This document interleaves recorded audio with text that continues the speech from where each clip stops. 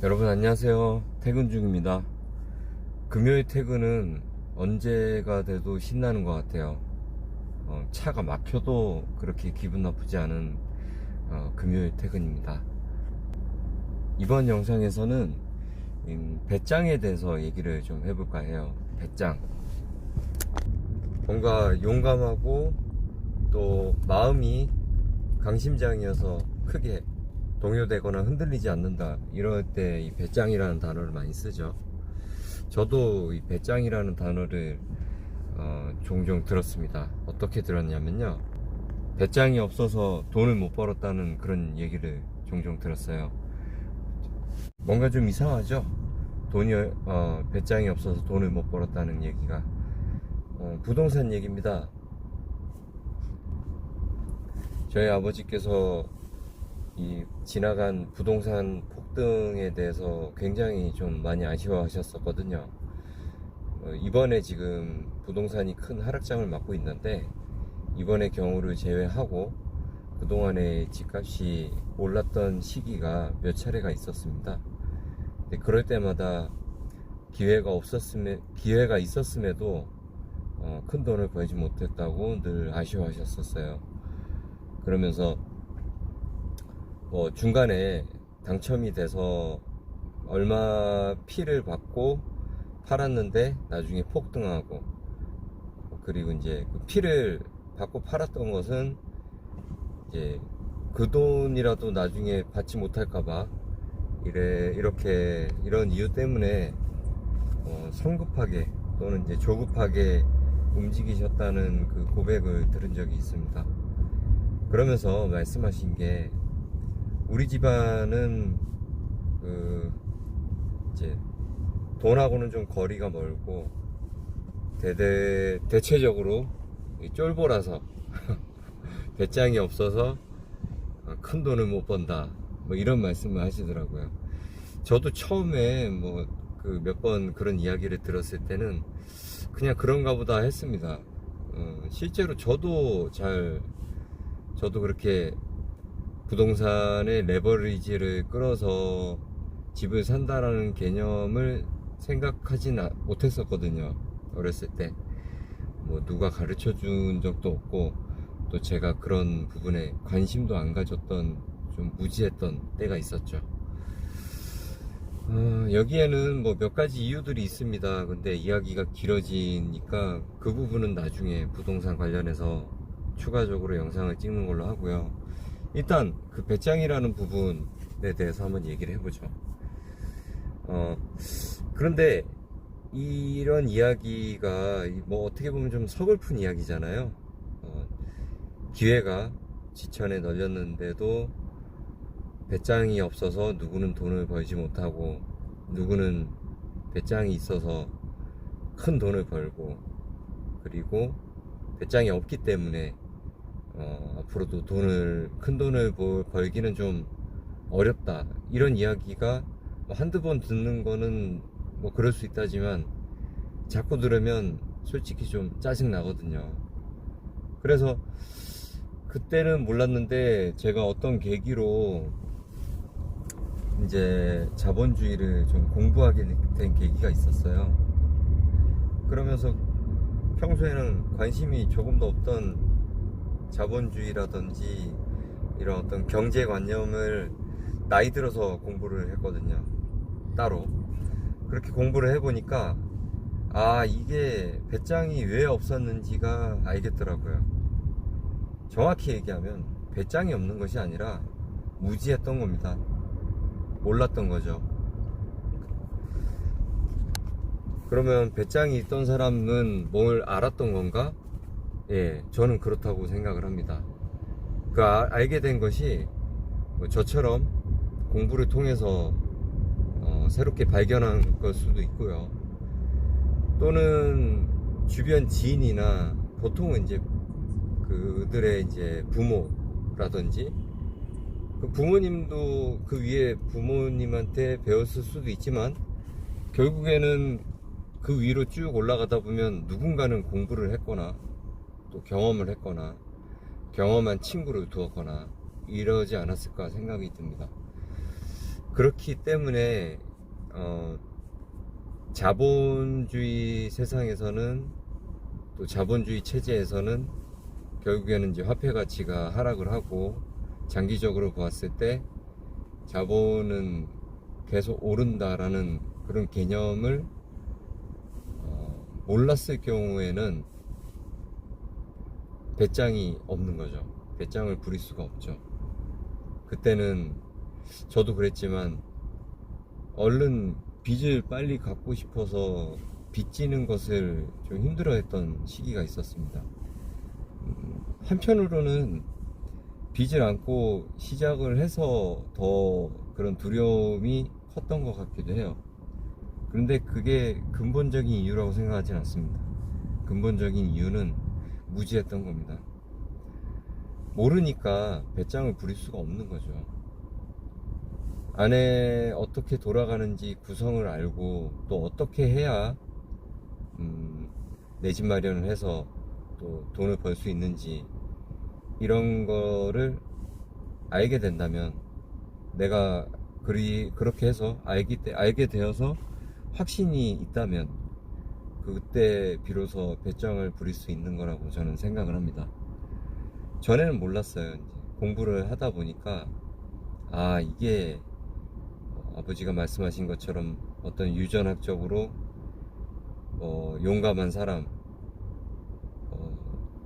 유전적으로 용기 있는 사람, 이런 사람들이 돈을 벌고, 그렇지 않은 사람들은 돈을 못 번다. 기회가 와도 배짱이 없어서 못한다. 아주 틀린 말은 아니겠죠. 영향이 없진 않을 겁니다. 그런데 제가 생각할 때는 열의 한 20%? 많이 줘야 한 25%? 그 정도로 이 알고 모르고의 차이를 굉장히 큰 비중으로 생각을 하고 있습니다. 왜냐하면 유전학적으로 뭔가가 어렵다라면 학습으로도 사실 힘든 게 맞거든요. 그런데 그렇지 않다라는 거죠. 경험적인 걸로 저의 경우를 예를 들자면, 저는 그런 부분을 깨닫고 나서 지금 어떻게 보면 이제 누구보다 배짱을 부린 상황이 되었는데,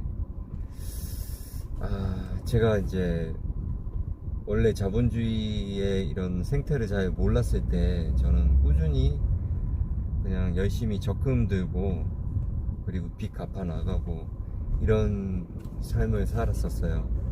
그때는 이제 호황기도 거치면서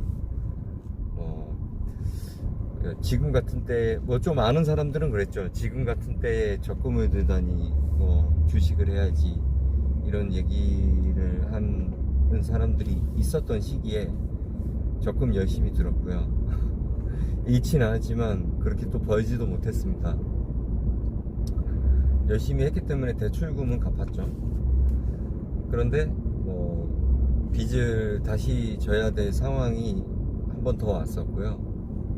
그때는 제가 자본주의를 좀 공부를 하던 초반이었는데, 채무가 있는 상황에서 그때도 이제 적금을 계속 부었었죠. 적금 만기가 가까워질 때쯤에는 제가 자본주의를 조금 어느 정도 이해를 했다고 했을 쯤이었습니다. 그런데 본래는 그 적금 만기에 돈을 찾아서 저는 이제 채무를 상환할 계획이었었어요, 원래는. 그런데 그 돈을 가지고 미국 주식에 들어간 거죠. 그 안에서도 어떻게 그렇게 큰 돈이 전부 들어갔느냐, 이건 이제 그 안에서 또 에피소드가 있는데, 그것도 나중에 우리가 또 주식 얘기를 하면서 한번 얘기를 해보자고요. 네, 그렇게 미국 주식에 이제 상당히 큰 돈이 지금 묶여 있어요. 잘 아시겠지만 지금 지난번 코로나 때 양적 완화 이후에 이제 돈 회수하고, 지금 여러 악재들이 거기에 이제 더불어서 러시아 전쟁 사태라든지, 중국 쪽도 그렇고 지금 세계적으로 증시가 하락되어 있는 상황이잖아요. 긴축 정책에 따른 거랑 또 에너지 대란 이런 부분들로 인해서요. 그럼에도 불구하고 저희가 그렇게 굉장히 뭐 힘들거나 하지가 않습니다. 다만 과거에 좀 많이 공부가 덜 된 상태에서 이 들어간 부분이 좀 아쉽기는 하더라도 이제 지금과 같은 하락기에 그렇게 두렵거나 하지 않는다라는 거죠. 두려워서 뭐 패닉셀을 한다거나 이렇지 않고 침착하게 저는 또 많이 하락했을 때 조금씩 분할 매수를 계속 들어가고 있습니다. 다만 과거에 했던 거랑은 좀 다르게 여러 가지 개선된 방식으로 하고 있어요. 이런 제가 배짱이 지금은 오히려 과하다고 생각을 할 수 있겠죠. 그런데 참 웃긴 게 과거에는 배짱을 부리지 못했다고 그래서 돈을 못 벌었다고 이야기를 하고, 지금은 배짱 부린다는 게 아니라 오히려 무모하다고 얘기를 하고, 참 이런 걸 보면 좀 안타깝습니다. 이 부정적인 거를 먼저 보는 것도 습관인 것 같아요. 또 어떤 사람은 이제 긍정적인 걸 먼저 보기도 하고, 이런 지금 이야기를 하면서도 다음 얘기할 소스들이 자꾸 나오네요. 제가 이 채널을 판 게 잘한 것 같아요. 아무튼 다시 본론으로 이야기를 하자면, 제가 왜 마음이 편할까요? 그리고 또는 왜 배짱이 있는 모습을 취하게 될까요? 그 제가 확신이 있기 때문에 그렇습니다. 저는 요즘 많이 알고 계신, 저도 ETF로 주로 투자를 했거든요. 물론 그 중에는 꽤 많은 양이 레버리지로 들어간 부분도 있지만, 결국에는 이제 미국 쪽을 샀다라고 생각을 하고 있습니다. 그래서 미국 지수 추종 ETF를 상당히 많이 샀고, 또 그 밖에도 앞으로 전망이 괜찮은 테마 ETF도 있습니다. 그런 부분을 공부를 하고 들어갔기 때문에 두렵지가 않은 거죠. 결코 그냥 얻어지는 배짱이 아니라는 거죠. 결론적으로는 많이 관심을 갖고 많이 공부를 해보면 그 그림을 좀 확실하게 그릴 수가 있고, 그림을 그릴 수 있다라는 건 거기에 대한 믿음이 있다라는 거죠. 그러면 두려움도 자연히 사라질 수 있는 거고, 그럼 용기도 생길 수 있는 겁니다. 그리고 우리는 그 용기를 배짱이라고 부르는 거죠. 결코 그냥 얻어질 수 있는 게 아니라는 이야기를 하고 싶었습니다. 그리고 근거 없이 누군가는 가지고 있고 누군가는 가지고 있지 않은 능력도 아니고요. 더군다나. 그래서 그 이야기가 사실은 이 영상을 찍기 전에 생각을 했던 건데, 중간에 자꾸 쓸데없는 생각들도 생기고, 그리고 영상이 중간에 이렇게 한 번씩 끊기는 게 전화가 옵니다. 전화가. 그래서 전화가 와서 갑자기 화면이 바뀌면서 끊기는 건데, 중요한 건 내용이죠. 내용이고,